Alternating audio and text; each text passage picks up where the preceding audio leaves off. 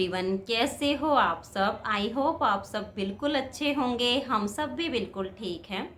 मैं Sushma Kuhad SK blogs में आप सभी का बहुत बहुत स्वागत है। तो फ्रेंड्स, सबसे पहले आप सभी को मेरी राम राम। और बताइए आप सब कैसे हो। मैं तो यही उम्मीद करती हूँ कि आप सब बिल्कुल अच्छे होंगे, बहुत खुश होंगे, मस्त होंगे और तंदुरुस्त होंगे। अभी रात के 10 बज चुके हैं। सब काम से फ्री हो गई हूँ और अपने लिए एक गिलास बिल्कुल गरम गरम दूध लेकर आई हूँ। तो थोड़ा सा ज़्यादा ही गर्म हो गया है, तो इसको मैंने रख दिया है। सोचा पहले आप सबके साथ बैठकर बात कर लेती हूँ। अपनी लाइफ से जुड़ी कुछ बातें आज मैं आप सबके साथ शेयर करूँगी, क्योंकि खाना खाने के बाद बर्तन साफ़ किए और फिर मैं थोड़ी सी देर के लिए बैठ गई थी कि आप सबके बहुत ही प्यारे प्यारे से कमेंट्स आए होंगे, उनको रीड कर लेती हूँ। क्योंकि आज दिन भर से मुझे टाइम नहीं मिला था आप सबके कमेंट्स पढ़ने का, तो सोचा सबको दूध बाद में डाल के दूंगी, पहले कमेंट्स पढ़ लेती हूँ।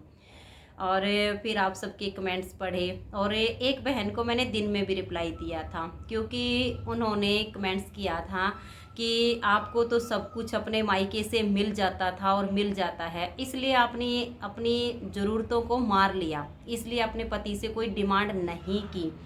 लेकिन हर कोई ऐसे कैसे कर सकती है।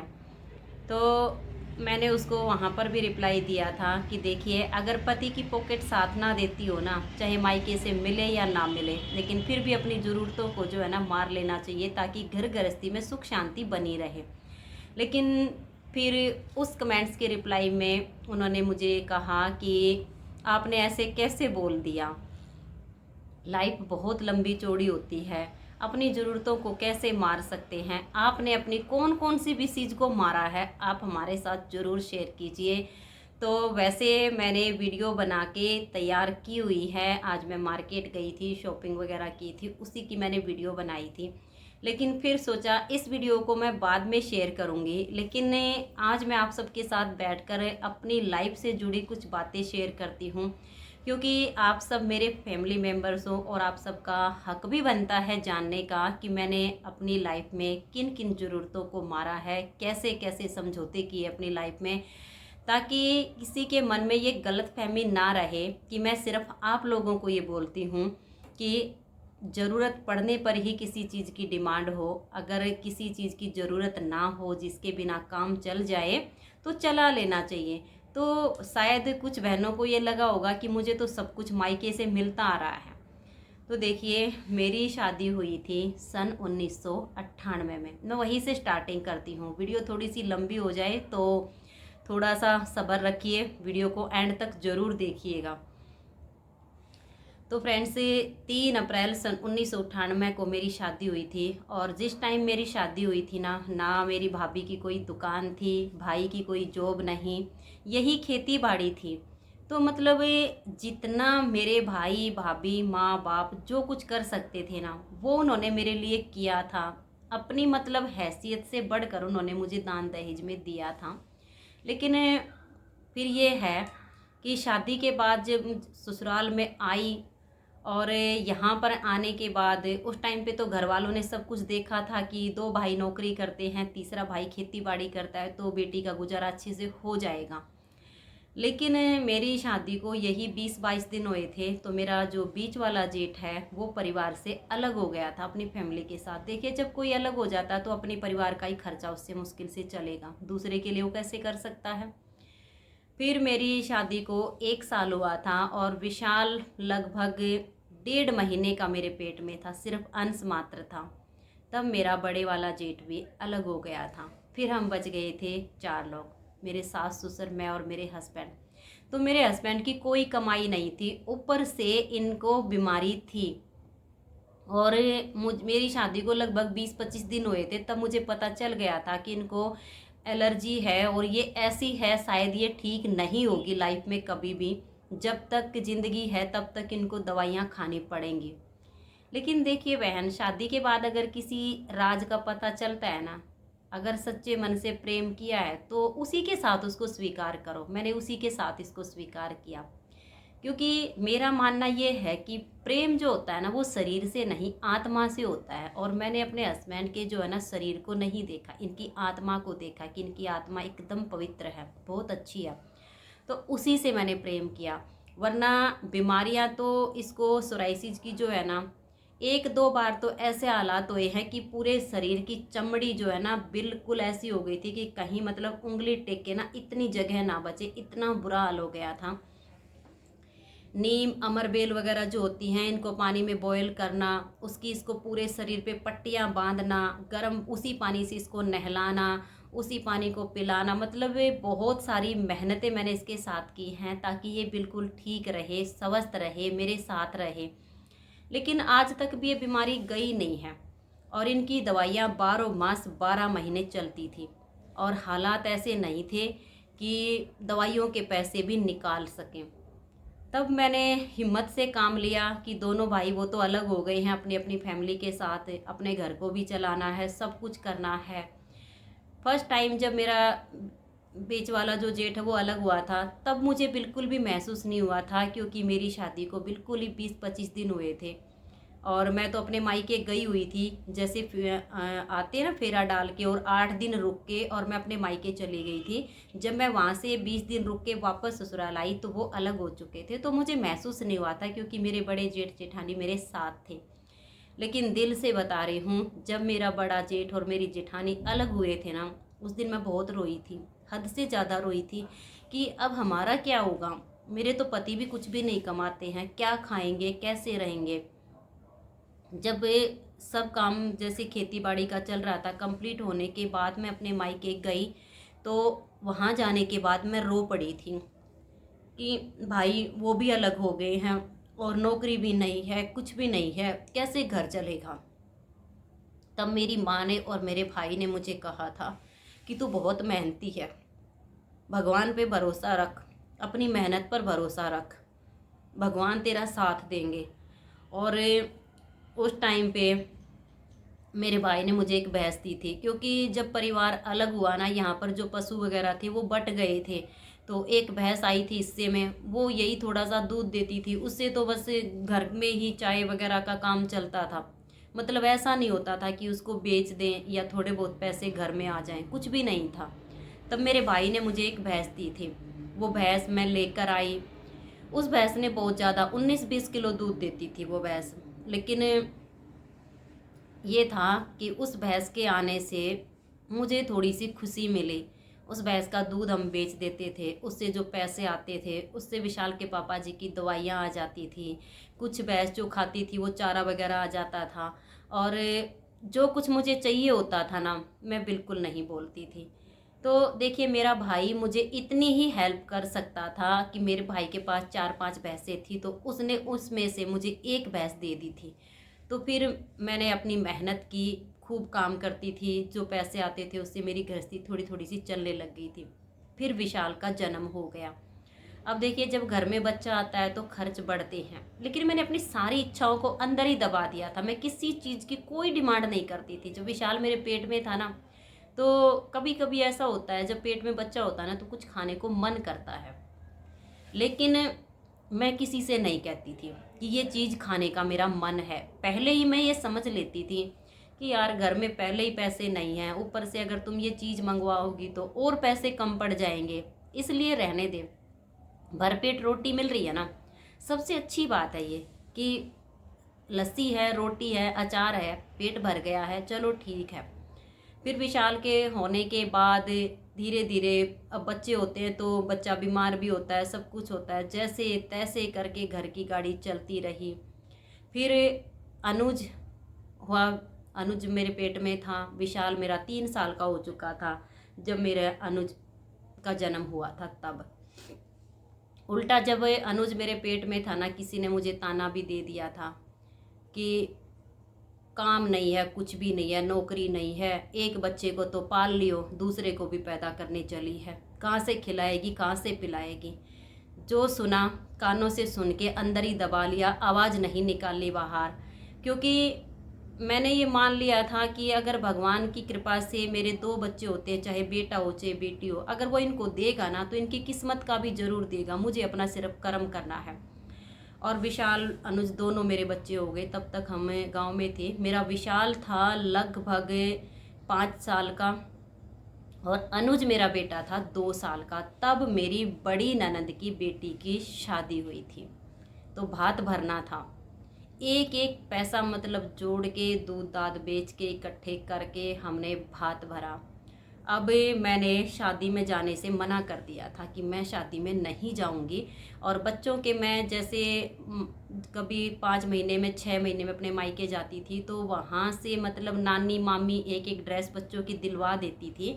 तो मैं क्या करती थी, वो जो नई ड्रेस वहाँ से पहना कर लाती थी ना, उसको तय करके रख देती थी। और जो पुराने कपड़े होते थे ना, वही अपने बच्चों को घर में पहना लेती थी कि क्या पता कहाँ पर जाना पड़ जाए। तो इतने पैसे तो है नहीं कि अपने बच्चों के कपड़े ले आऊँगी और फिर गंदे कैसे पहना के लेके जाऊँगी, तो वही रख लेती थी। और जब उसकी शादी हुई ना, तो 5-6 महीने से मैं अपने मायके नहीं गई थी। और मेरे मायके से उस टाइम पे क्या था, हालात थोड़े ठीक नहीं थे। तो मैं भी जब मायके जाती थी ना, तो जैसे मान लिया गई 4 सूट मुझे मिल गए, तो एक सूट तो मेरा ऐसा सिलवा देते थे कि मैं उसको पहन के ससुराल आ जाऊं। बाकी जो 3 सूट होते तो वो ऐसे ही होते थे, मतलब जैसे घर से ही दे देते ना, ऐसे होते थे। तो उनमें से एक आध मैं अपना फिर भी अपना पहन लेती थी सील के। एक दो किसी को लेने देने के लिए भी चाहिए होता था, तो उनको मैं रख लेती थी। फिर शादी में जब टाइम आया तो भात भरने के पैसे जितने इकट्ठे हो सके मैंने दे दिए इकट्ठे करके। लेकिन मेरे पास एक भी सूट ऐसा नहीं था कि मैं शादी में पहन के जा सकूं। एक नॉर्मल से जो सिंपल से कपड़े होते हैं ना, बस वही सूट मेरे पास थे। अब मेरी जेठानियों ने तो अपने अच्छे अच्छे सूट सिलवाए हुए थे, अपनी चप्पल वगैरह लेके आई हुई थी, लेकिन मेरे पास पैसे नहीं थे। और मैं अपने हस्बैंड पर इस चीज़ का प्रेशर नहीं डाल सकती थी कि चाहे तुम कहीं से भी लेकर आओ, कुछ भी करो, मुझे शादी में जाना है, मुझे चप्पल चाहिए या कपड़े चाहिए। मैंने इनको नहीं बोला, डायरेक्ट मैंने ये बोल दिया कि मेरा मन नहीं है शादी में जाने का, आप लोग चले जाओ। लेकिन फिर वहाँ से इतना दबाव पड़ा कि वो शादी में क्यों नहीं आई।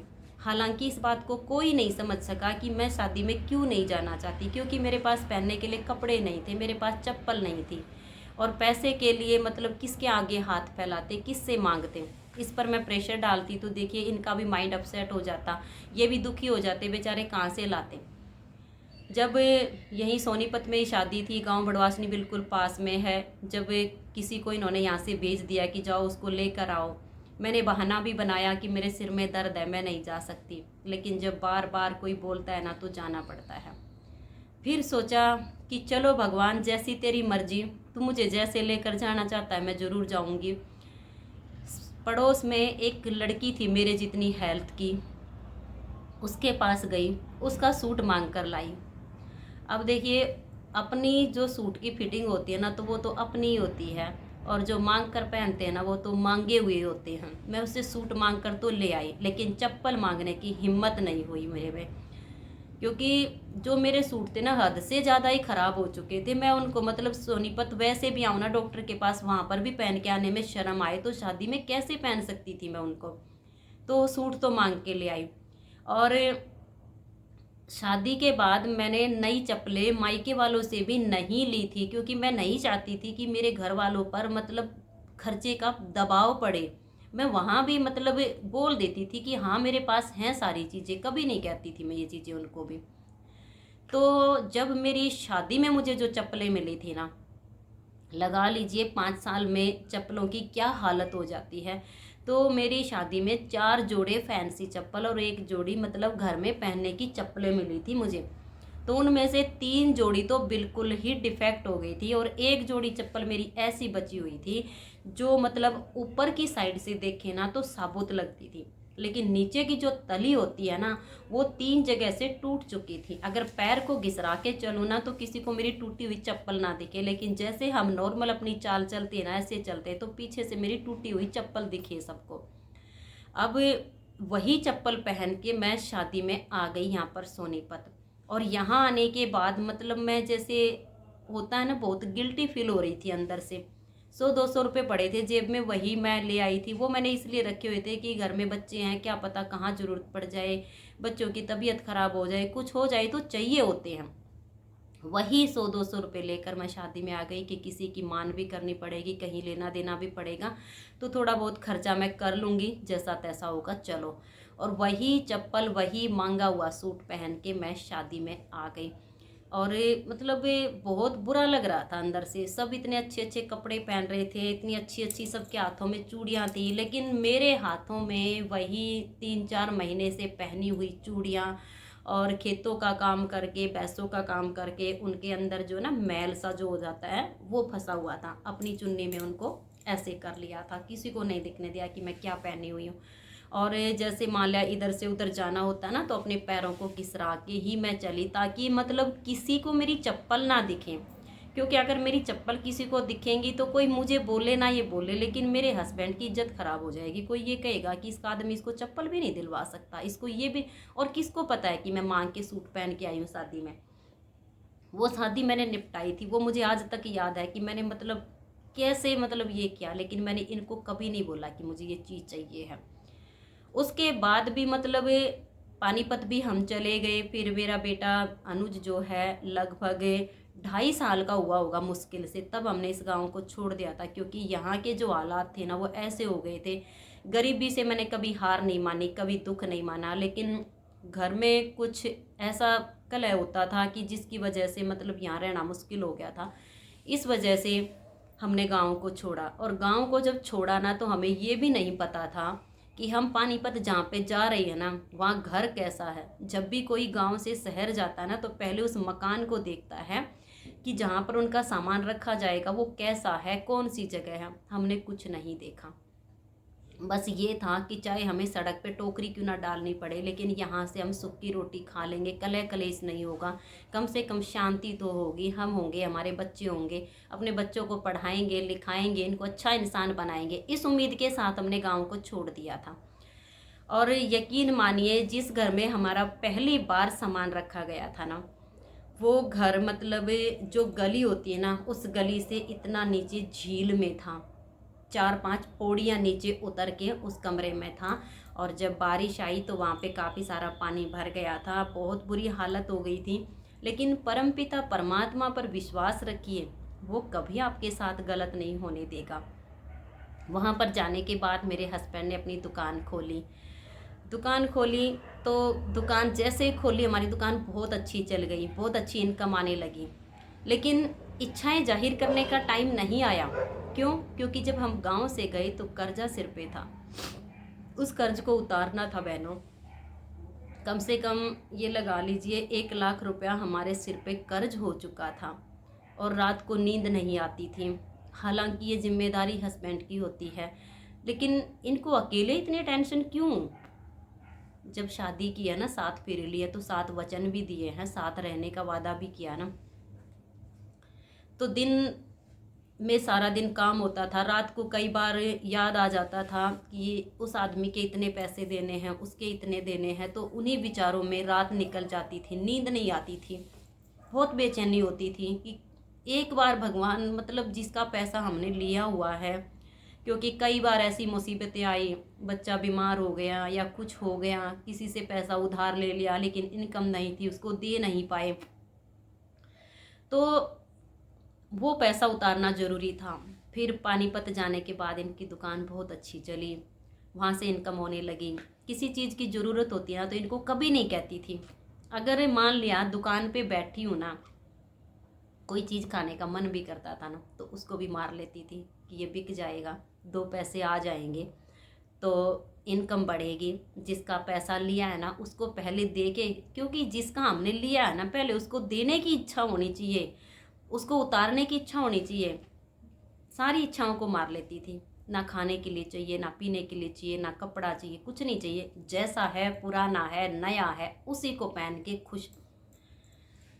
और देखिए मायके के जो हालात है ना, हम दोनों बहन भाई एक ही किस्मत के लौटे हैं। जैसे जैसे मेरे हालात सुधरे ना, भाई के भी सुधरे हैं। उसी वक्त मैंने दुकान की ना, उसी टाइम भाभी ने की थी। मेरी दुकान का मुहूर्त और मेरी भाभी की दुकान का मुहूर्त एक ही दिन किया था। हम दोनों ने एक साथ ही प्लान करके दुकान खोली थी। और मेरी भाभी की अब दुकान चल रही है, तो मतलब मेरा मन चाहा सब कुछ मुझे वहाँ से मिल जाता है। जो मुझे इच्छा होती, नहीं पसंद होता वापस भी कर देती हूँ। समय समय की बात होती है। इसलिए बहनों, घर को बसाना है ना, तो देखिए बहुत सारी ज़रूरतें ऐसी होती हैं। जैसे मान लिया अब यही वाली मेरी चुन्नी है, ये मैं 3 सूट के साथ आज भी ओढ़ लेती हूँ। ये वाला मैंने लोअर टी शर्ट लिया ना, इसके साथ मैच हो गई है। मेरा एक सूट हो रहा है, उसके साथ मैच हो गई है। जिसके साथ ये आई थी उसके साथ तो होती ही होती है, तो मैंने अलग से लेने की ज़रूरत नहीं है। यही मेरा काम चला देती है, अच्छे से काम चल जाता है। और फिर दुकान जब अच्छी चली, अच्छी खासी कमाई आई, सबसे पहले वो पैसा उतारा मैंने हस्बैंड, क्योंकि ये थोड़े से सीधे साधे हैं, बहुत ही अच्छे हैं। तो मैंने एक एक पैसा कॉपी में लिख रखा था कि इतना हमने उससे लिया, इतना हमने उससे लिया, इकट्ठे करते गए, सबका पैसा उतारते गए। जिस दिन सबका कर्ज उतर गया उस दिन मन को इतनी खुशी मिली, इतनी मिली, मैं बता नहीं सकती हूँ। शुक्र मेरे परमपिता परमात्मा का, तूने मुझे कर्ज से मुक्ति दी। उसके बाद फिर मेरे बच्चों की जिम्मेदारी, मेरे बच्चों को पढ़ाना है, अच्छे स्कूल में पढ़ाना है। तो फिर बताइए अपनी इच्छाओं को कैसे जाहिर करूं? अपनी इच्छाएं पूरी करूं या अपने बच्चों की पूरी करूं? तब फिर अपने बच्चों की इच्छाओं के लिए अपनी इच्छाओं को मार दिया। बस गिने चुने 5 से 6 सूट अगर मुझे साल में मिल गए ना, उन्हीं कपड़ों में शादियां अटेंड कर दी हैं, उन्हीं कपड़ों में घर का काम चला लिया है, उसी 6 सूट में मैंने अपना आने जाने का काम चला दिया। 7वें सूट की ज़रूरत महसूस नहीं हुई मुझे। और आज भी मैं आपको बता रही हूँ, आज भी मेरी इच्छाएं इतनी ही हैं। शादी हो, फंक्शन हो, चाहे कुछ भी हो, अगर मेरे पास घर में कोई सूट रखा है ना, तो मैं उसी को सील लेती हूँ। नहीं चाहती कि मैं मार्केट में जाऊँ, वहाँ से नया कपड़ा खरीदूँ, उसको सीलूँ और तब मैं सबसे अलग दिखूँ। मुझे चाह ही नहीं अलग दिखने की, क्योंकि मैं ये चाहती हूँ कि मैं कर्म ऐसा करूँ कि मेरे कर्म मुझे सबसे अलग कर दे। मैं नहीं चाहती कि मैं सज धज के और अच्छे से अच्छा सूट पहन के, अच्छी से अच्छी चप्पलें पहन के मैं अलग नहीं दिखना चाहती। मैं अपना कर्म करके अपना भाग्य बनाना चाहती हूँ और अपने कर्म से ही मैं सबसे अलग बनना चाहती हूँ। यही कारण है कि मैं आप लोगों से भी यही रिक्वेस्ट करती हूँ कि पति और पत्नी का रिश्ता होता है ना, बहुत ही प्यारा होता है, बहुत ही खट्टा मीठा होता है। शादी के बाद आप जो है उनके शरीर से नहीं, उनकी आत्मा से प्यार करो, उनके पैसों से नहीं, उनसे प्रेम करो। हाँ देखिए, ये तो मैं मानती हूँ, बहुत से लोग ऐसे भी होते हैं, शराबी होते हैं, जुआरी होते हैं, बहुत ही घटिया किस्म के भी होते हैं। उन लोगों के साथ निभाना बहुत मुश्किल होता है। उन बहनों के लिए मैं ये कहना चाहूँगी, अगर निभता है तो निभाइए।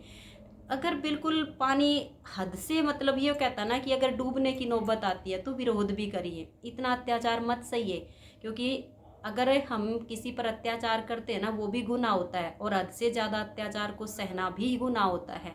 इसलिए अगर आप पर कोई हद से ज़्यादा अत्याचार करता है ना, तो उसका आप विरोध कीजिए, उसका डट कर मुकाबला कीजिए। लेकिन ज़रूरतों को मारना ये एक अलग बात होती है। क्योंकि देखिए, मान लिया हस्बैंड के साथ एक प्यारा सा रिश्ता है, लेकिन वो हमें पैसे नहीं दे सकता, हमारे को कुछ दिलवा नहीं सकता है, जिस चीज़ की हमें ज़रूरत हो वो ला के नहीं दे सकता, उसके लिए उस प्यारे से रिश्ते में खटास थोड़ी ना पैदा कर सकते हैं। तो मैंने कल की वीडियो में भी यही सी बात कही थी, और आज भी मैं आप सबसे यही बात कह रही हूँ। इच्छाएं तो मैंने इतनी मारी हैं, इतनी मारी हैं कि हर बहन नहीं मार सकती है, कोई नहीं मार सकता है। लेकिन फिर भी ज़िंदगी को जीना है, ढोना नहीं है। और मैंने अपनी ज़िंदगी को जिया है, ढोया नहीं है कभी भी। हंस के, मुस्कुरा के, और हर पल मैं अपने पति के साथ खुश रही हूँ। गरीबी ने मुझे कभी भी यूँ परेशान नहीं किया कि भाई ये चीज़ मुझे चाहिए थी और इनके पास पैसा नहीं है और मैं तो मतलब इनके साथ लड़ाई झगड़ा करने लगे बैठ जाऊँ। ना भाई ना, उस चीज़ के बिना काम चला लेंगे। अगर मान लिया मेरे पास सिर्फ 2 ही सूट हैं, तो मैं एक को पहन लूँगी, दूसरे को धो के सुखा दूँगी, लेकिन तीसरे सूट के लिए लड़ाई नहीं करूँगी। यही होता है सेटिस्फाइड करना। तो फ्रेंड्स, वैसे तो मेरी लाइफ में बहुत कुछ हुआ है, कभी मौका मिला तो फिर शेयर करूँगी। तो आज की इस वीडियो में इतना ही। कुछ बातें अच्छी लगी हों तो जीवन में ज़रूर अपना लेना, आपकी गृहस्थी में 4 चांद लग जाएंगे। आपकी जो गृहस्थी रूपी गाड़ी है ना, वो खुशियों से पटरी पर दौड़ पड़ेगी। और देखिए, चीज़ों से हम खुश नहीं रह सकते, अगर हमारा रिश्ता अच्छा है ना, तभी हम खुश रह सकते हैं। इसलिए अपने रिश्ते को प्यारा सा बनाइए, अपने रिश्ते को अच्छा सा बनाइए। 4 लोग भले ही क्यों ना आपको लड़वाने के लिए आ जाइए, लेकिन गलतफहमी कभी भी अंदर मत आने दीजिएगा।